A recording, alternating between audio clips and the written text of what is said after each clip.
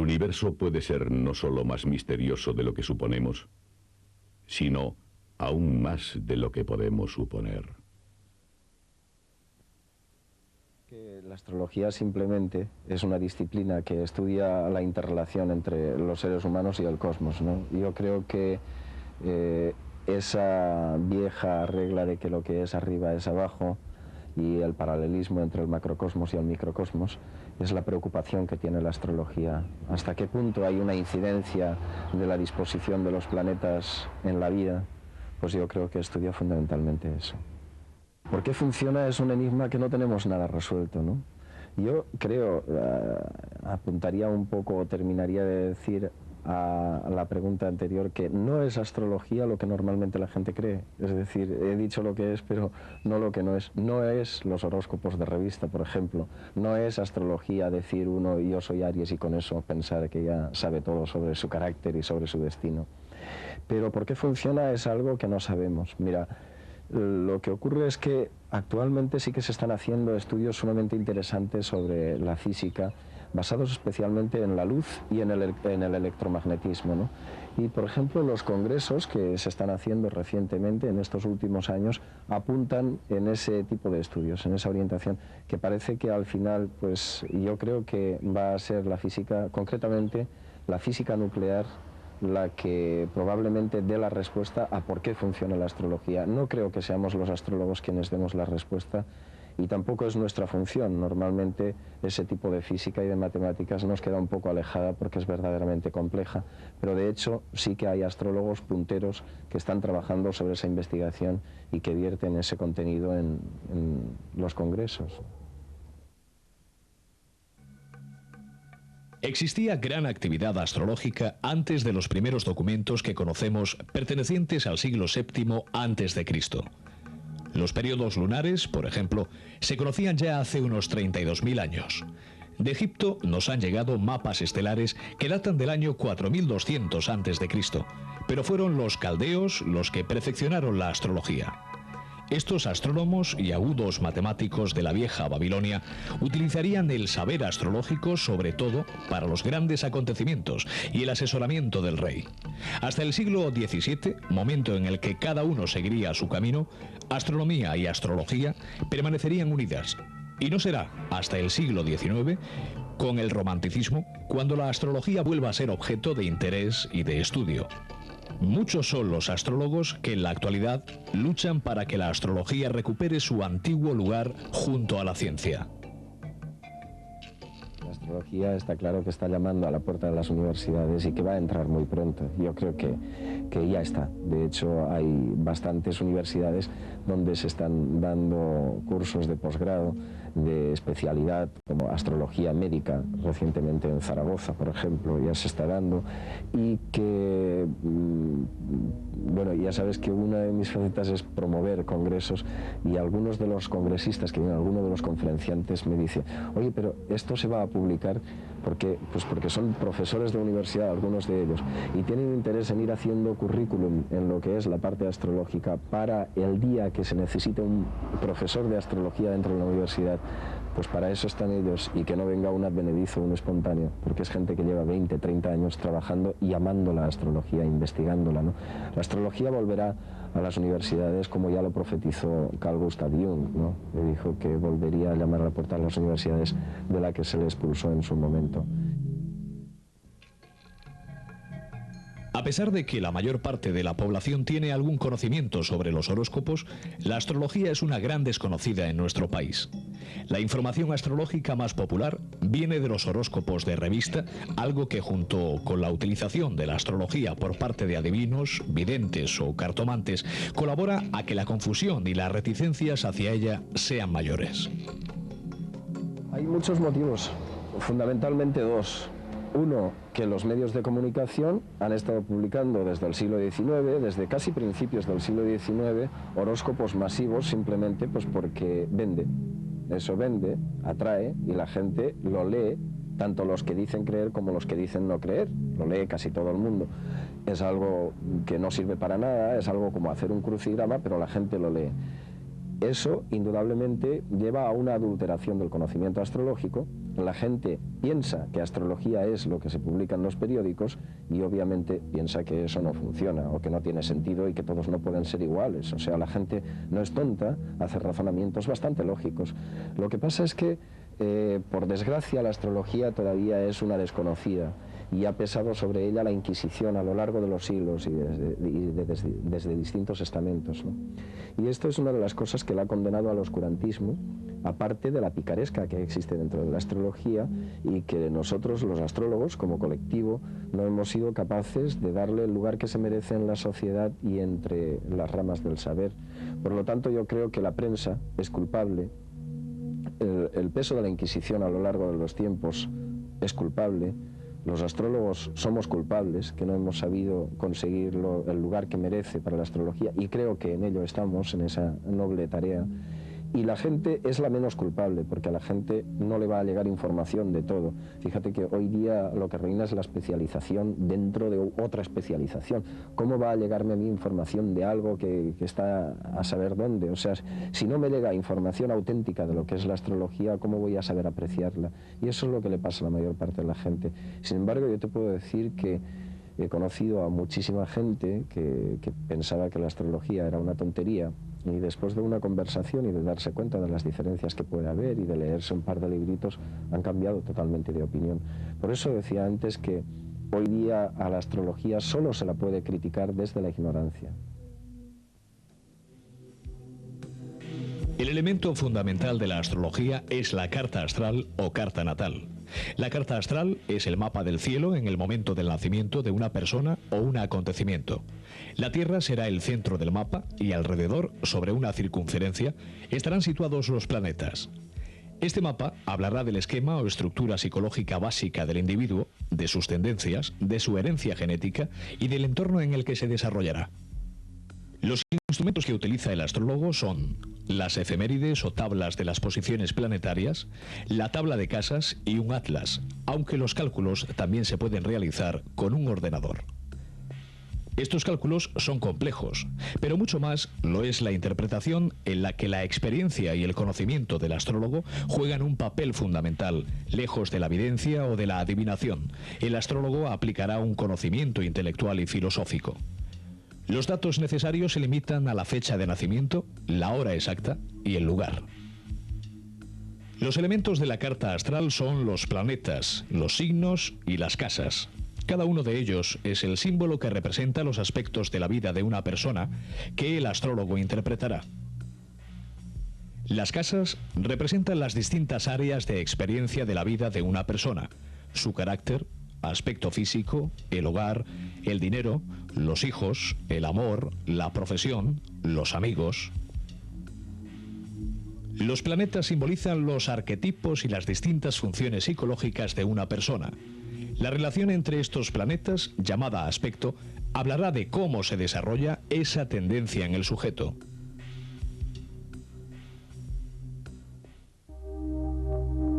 El Sol, regente de Leo, representa la esencia de la personalidad, las cualidades y tareas que debe desarrollar a lo largo de su vida. También representa al esposo, al padre y a las personas de autoridad.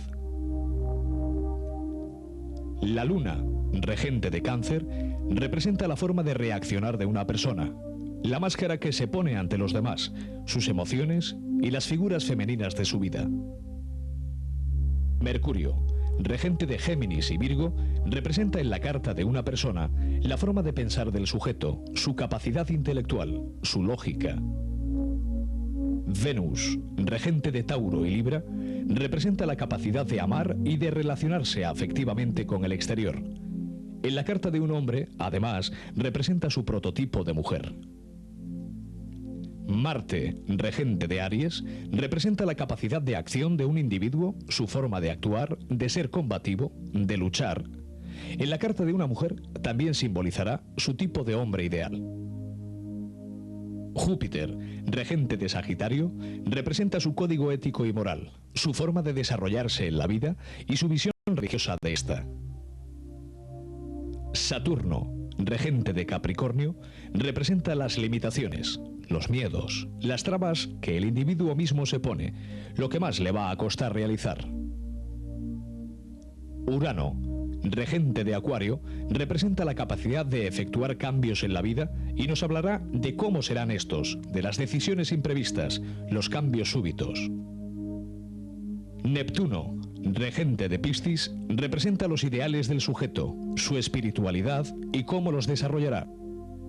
Plutón, regente de Escorpio, representa la capacidad de transformación de una persona, cómo madurará ante las crisis y cómo se desarrollarán estas crisis inevitables. Es difícil a veces que se reconozca, que un Tauro se reconozca tal y como es, que un Aries se reconozca tal y como es, porque es difícil reconocer los defectos, tanto como las virtudes. Normalmente la gente no se conoce o no nos conocemos, ¿no? Y hacer un ejercicio de introspección o de concienciación casi siempre es difícil, y es algo que se necesita tiempo, que se necesitan años de experiencia, de que la vida te haya dado golpes, de que hayas aprendido muchas cosas, de que hayas aprendido lo imperfecto que eres, sobre todo, para que te des cuenta de dónde están tus errores y tus posibles virtudes, ¿no? Por eso el arquetipo suele reconocerse tarde, por eso el arquetipo es una cuestión de tipo solar y como tal tiene que ir madurando con la edad, o se alcanza la tarea de héroe solar, que es la de descubrir lo que uno es en esencia y ser fiel a sí mismo con la edad, fundamentalmente. Pero, sin duda, los protagonistas por excelencia a nivel popular son los signos del zodíaco. Todo el mundo, aunque sea profano en materia astrológica, conoce al menos su signo zodiacal y las características propias de este. Pero este conocimiento es totalmente parcial y no se aproxima a la descripción exacta de cada persona. La información que aporta el signo solar es muy general. Será la totalidad de una carta astral la que aporte las características concretas de cada sujeto. De esta carta natal, el signo solar es una pieza importante, pero también lo son otros elementos, como el ascendente, que habla del carácter externo del sujeto, o la posición de la luna. Primero, antes que nada, de los signos del zodiaco, yo creo que sería interesante señalar que la gente cree que un signo es de una determinada manera cuando realmente lo que representa es un arquetipo. Y un arquetipo es algo universal, es algo que nadie es dueño, pero que está ahí presente y que puedes llevarlo a un extremo a otro, y que de un extremo a otro pues hay una amalgama, es decir, cada arquetipo zodiacal tiene varios subarquetipos, y de hecho está el Aries, por ejemplo, impulsivo y directo y que se lo nota así como muy marchoso, como normalmente se caracteriza Aries, y está el Aries perplejo, que parece incapaz de moverse ante el mundo, ¿no?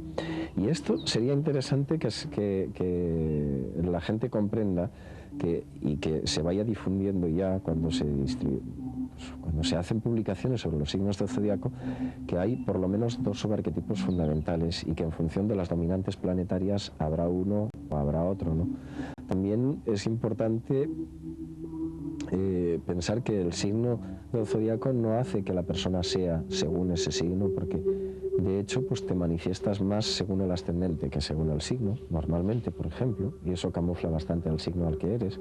Luego el resto de la carta astral, la globalidad es fundamental para el cómo te manifiestas, y entonces son cosas fundamentales. El signo zodiacal, por tanto, no dice cómo es una persona, sino qué arquetipo subyace en esa persona, y luego el resto de la carta astral dirá eso, cómo lo lleva, ¿no? O por dónde lleva esos subarquetipos. Pero los signos en general, pues es algo que siempre se presta a la confusión. Es de las cosas que menos me gusta hablar normalmente, porque se presta mucho a colgar etiquetas a la gente, o a que la gente se las coloque y crea que por ser Aries va a ser necesariamente así.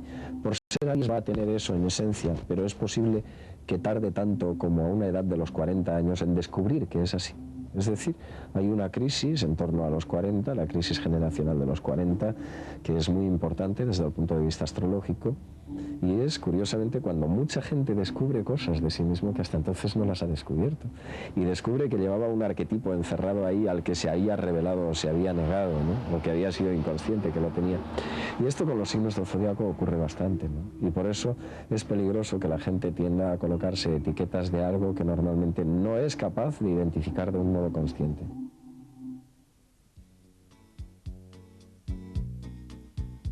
¿Se ha encontrado últimamente con una persona amistosa? ¿De modales más bien enérgicos, pronta en la sonrisa, idealista y muy parlanchina? Fíjense bien, porque seguramente estará frente a un Aries. El carnero es el infante del zodíaco y como tal es impetuoso e irreflexivo. Quiere las cosas ahora y no le gusta esperar. Aunque también es cierto que es valiente, a veces temerario, ingenuo y muy sincero. Es tan vulnerable como un bebé, aunque nunca mostrará su decepción. Si alguna vez lo ve llorar, es que el dolor le ha llegado realmente al alma. Su aspecto físico es fácil de reconocer. Bien delimitados, raramente blandos, de movimientos rápidos, con alguna cicatriz, de hombros anchos y caminando como dirigidos por la cabeza. De genio gaseoso, Aries puede montar en cólera, pero pronto pasará. Lo que más feliz le hace es compartir y hacer felices a otros. Con su naturaleza de líder y su fe de hierro, es capaz de ser el que abra caminos. ¿Recuerda el peñón de Gibraltar? Toneladas de agua lo han bañado desde hace siglos, lo han azotado tormentas, invadido ejércitos y pueblos han nacido y muerto frente a él, y él sigue sin que nada sea capaz de cambiarlo o hacerlo moverse. Ese es el signo de Tauro, sólido y firme. Nada altera su tranquilidad, aunque se le grite o golpee. Una vez tomada una decisión, nada le moverá. Es raro que se lance a atropellar a nadie, y cuando se enfurece en alguna ocasión es capaz de destruir todo lo que se halla en su camino. Honesto, fiel, hogareño, amante de la tranquilidad, la belleza y los placeres, como una buena mesa, su punto débil quizás sea su natural obstinación. Son personas fuertes, de constitución ancha e ideas sensatas. Que los excitables se apresuren a llegar, incluso a codazos. Tauro es paciente y sabe que llegará con tranquilidad y con su característica fuerza que es capaz de mover montañas. Si en algún momento un Géminis le hace pensar que está viendo doble, no crea que necesita gafas. Ahora lo ve y dentro de un momento no. Era amor lo que creyó distinguir de la movilidad de sus rasgos, odio, inteligencia, idealismo, tristeza. Los cambios de la expresión de Géminis son tan fascinantes como las luces de una discoteca. Es difícil con ellos saber dónde termina la realidad y dónde comienza la ficción. Géminis es el signo de la versatilidad, la inteligencia, el ingenio y la amistosa simpatía. No les gusta la gente conservadora que se estanca y no es capaz de batirse con ellos en un duelo de ingenio mental. Suelen ser delgados, a no ser que tengan un ascendente conflictivo, y la rapidez de sus ojos suele ser una característica que los reconoce. Su punto débil puede ser su inconstancia, ya que su necesidad de conocer muchas cosas le pueden hacer comenzar, pero no terminar. A pesar de que mucha gente le rodea, sus emociones las comparte solo con una persona, el gemelo que le acompaña en su interior. Fíjese en la forma de la luna en una noche clara. Con su aspecto cambiante, a medida que crece y su luz aumenta, se convierte en un disco redondo. Cuando mengua, va desapareciendo poco a poco. Así son los cangrejos humanos. El humor cambiante de Cáncer puede sorprender a más de uno. Puede aparecer con su risa lunar, contagiosa, o sumido en una tristeza sin límites, tembloroso en su inseguridad. Todo ello es cuestión de minutos. Como el animal que lo representa, Cáncer es duro por fuera, pero muy blando por dentro. Es capaz de echarle un jarro de agua fría cuando está melancólico o acometer cualquier situación con una ilusión casi infantil. Sentimental, emotivo, romántico, soñador, hogareño como pocos, para Cáncer es muy importante su familia, su infancia, sus recuerdos. Con un rostro redondo, Cáncer tiene un gran sentido maternal y le gusta producir. Lo que Cáncer imagina que siente es lo que realmente siente, y es tan capaz de enfermar por ideas negativas como de sorprendentes milagros de autocuración.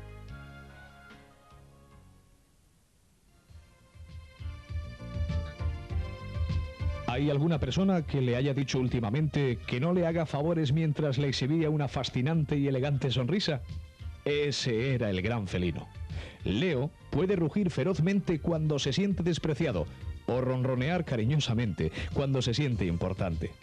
Honesto, magnánimo, elegante y orgulloso, tiene un aire de mando y un porte majestuoso que le hacen brillar frente a los demás. Y esto, sin duda, le gusta.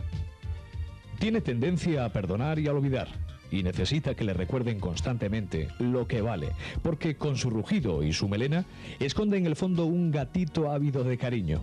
Si un Leo se queja constantemente de que él tiene que cargar con todo, no se preocupe, es lo que en el fondo le gusta y necesita.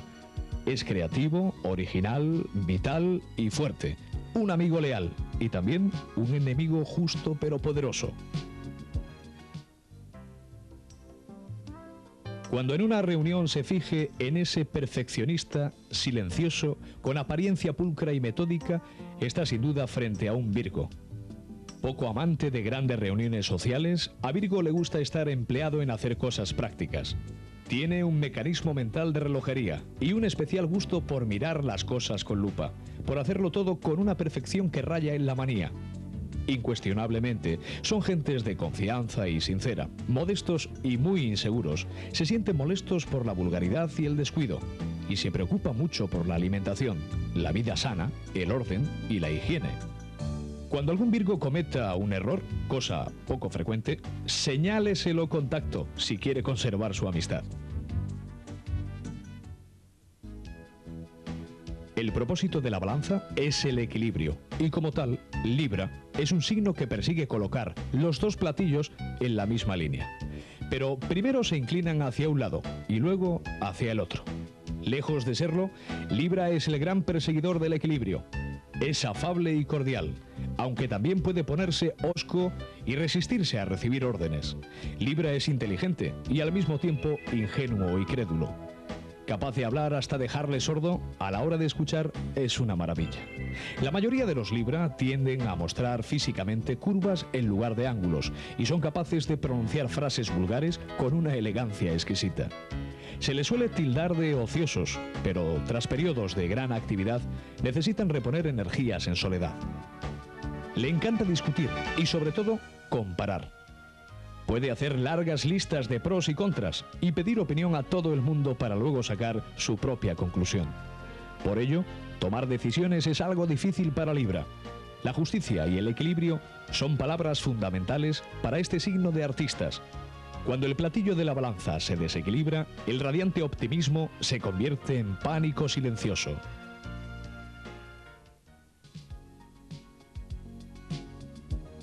Escorpio está muy acostumbrado a que otra persona abra los ojos y exclame cuando se entere que nació bajo este signo. Y es que tienen fama tanto su pasión legendaria como su personalidad despiadada. Como el escorpión, los nativos de este signo son solitarios y silenciosos, pero cuando se sienten atacados, utilizan el aguijón y paralizan y acaban con su presa. Escorpio es un signo de gran fuerza interior, de determinación. Como pocos, sacan fuerza de sí mismos y se crecen ante los problemas. Con sus ojos, que más parecen rayos X, lanzan miradas hipnóticas. Tienen una gran intuición y una inteligencia detectivesca. Si eres sensible, no le pidas su opinión, porque será tan sincero que puede tambalearte. Son apasionados, posesivos y muy activos sexualmente, pero su sensibilidad es tan extrema que deben protegerse de alguna manera para no ser heridos. Peligroso enemigo, Escorpio será sin embargo un amigo leal sin límites si usted se gana su confianza.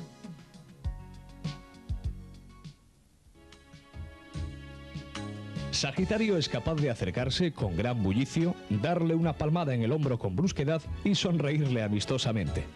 Cuando lance un comentario del tipo de ¿qué demonios haces para estar tan bien con la edad que tienes?, sabrá que está ante un nativo del signo del Arquero. Y es que con su idealismo, su franqueza y su optimismo, Sagitario tarda en darse cuenta de que a menudo mete la pata cuando habla. Suelen ser altos, fogosos, andando como si fueran a alguna parte, sin vacilaciones, inquietos y muy amantes de dar consejos. Íntegros, viajeros por excelencia, se interesan mucho por temas filosóficos y serios, y a modo de Don Quijote, les encanta solucionar problemas.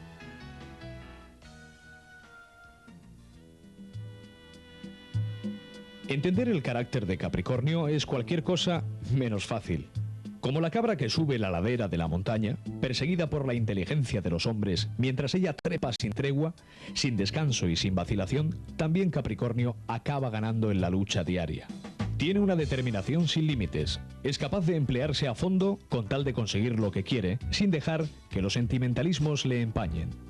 Por ello tiene fama de frío, grave, melancólico y tan realista que raya en el pesimismo. Capricornio es ambicioso, resistente y muy emotivo en el fondo. Tiene un alma de hierro capaz de digerir los peores tragos, y la disciplina, la solidez y la formalidad son sus lemas.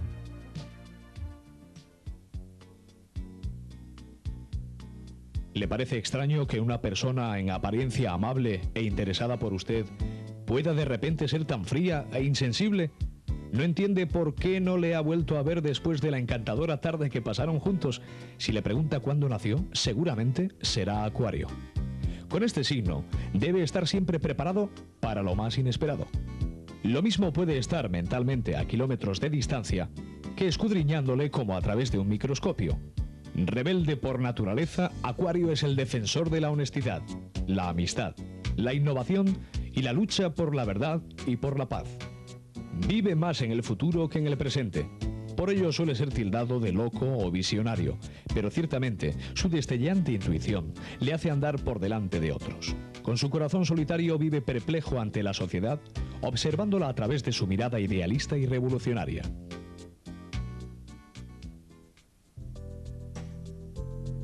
Piscis es un signo que no se relaciona muy a menudo con las ambiciones mundanas. A la gente de Neptuno normalmente les importa un comino el rango, el poder, la riqueza o el liderazgo. No les gusta nadar contracorriente y tienden a soñar mientras viajan a donde les llevan las circunstancias. Piscis nació con el deseo de ver el mundo a través de cristales de color rosa. Conoce el lado malo de este, pero prefiere vivir en su mundo acuoso de ensoñación. Idealista, desordenado, sacrificado, religioso, sentimental y romántico, para Piscis es un reto enfrentarse a los problemas. Debe vencer su tendencia a evadirse y a quejarse de que todo le pasa a él, y sobre todo encontrar un secreto que está oculto dentro de sí mismo, que es mucho más fuerte y más prudente de lo que él mismo piensa.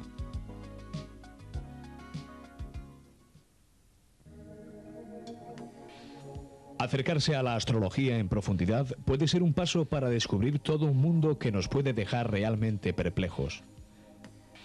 Frente a la difusión habitual de esta disciplina, se esconde un mundo de conceptos filosóficos y psicológicos que intentan acercar al ser humano a su propia realidad. Aprender a andar en un mundo plagado de trabas que hay que sortear puede resultar difícil. Bueno, la crisis hay que tomarla en su sentido etimológico, es decir, una opción para el cambio. Una crisis es como una encrucijada en el camino y tú vas andando y de repente se presenta esa bifurcación. Tienes que decidir entre tomar el camino de la izquierda o tomar el camino de la derecha, o tomar entre varias alternativas posibles, ¿no?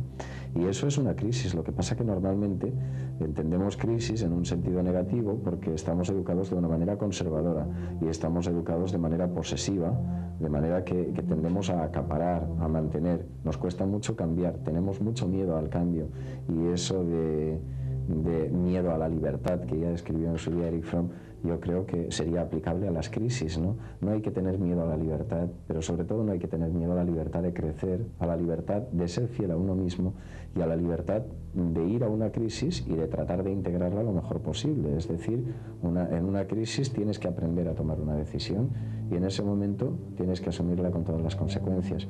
Indudablemente, las crisis que marcan los planetas de todos modos suelen ser situaciones muy difíciles de pasar, o sea, no todo es de color de rosa, y cuando tienes una crisis de determinados planetas, especialmente quizá de Plutón, que es un planeta bastante duro, pues lo notas muchísimo, ¿no? Y se viven los momentos más angustiosos de la vida y las situaciones más desesperantes, y que uno creía que nunca eso lo viviría él, y es cuando uno se hace las preguntas esas de ¿esto me está pasando a mí?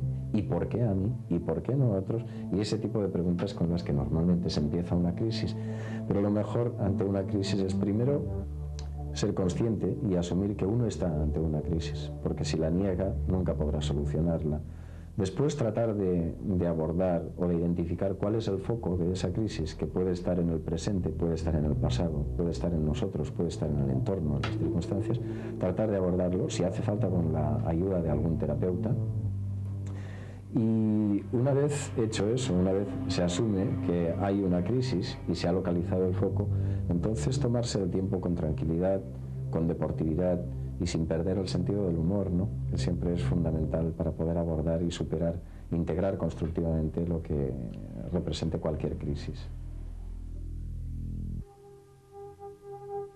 Desde siempre, los hombres han tratado apasionadamente de saber qué les reservaba el futuro, bien estudiando las diferentes ciencias adivinatorias, bien consultándolas. Pero la existencia del destino abre siempre un debate. ¿Existe el destino? ¿O el hombre puede dirigir su vida en cada momento y, por tanto, labrarlo paso a paso? A mí me parece que sí que hay algo del destino. A mí me parece que el destino funciona en una manera mayor de lo que imaginamos. Estamos en parte predestinados, es decir, nacemos en una determinada raza, familia, contexto histórico, continente, país, que en principio nos habremos pedido o no. Pero los reencarnacionistas dirán que sí, que nos lo hemos pedido y que es consecuencia de otras encarnaciones o que es el karma que hemos venido a pagar o a sufrir aquí, ¿no? Pero independientemente de eso, yo creo que sí que hay un destino, por lo menos en función de la carta astral. O sea, la experiencia astrológica te lleva a pensar que hay un destino marcado. ¿Hasta qué punto podemos variarlo o no? Pues verdaderamente es algo que no creo que esté la solución en la astrología. Es un problema de tipo filosófico que cada uno tiene que juzgar desde su propio bagaje cultural, intelectual, desde las experiencias que ha vivido, y entonces pensar si existe o no existe. El hecho de que la posición del Sol, la Luna, Venus o Júpiter muestre al hombre lo que siempre deseó saber escandaliza solo a aquellos que se esconden detrás de sus limitadas certezas por miedo a descubrir, dentro y fuera de sí mismos, los fantasmas que tanto temen. Sin embargo, a los que quieren investigar, a aquellos que no se arredran ante las limitaciones que impone una cultura académica, este lenguaje del inconsciente, que es la astrología, puede ser materia de reflexión. En el pasado, el astrólogo no solo sabía calcular el horóscopo, sino que poseía unas dotes culturales y humanas que lo ponían por encima de los demás.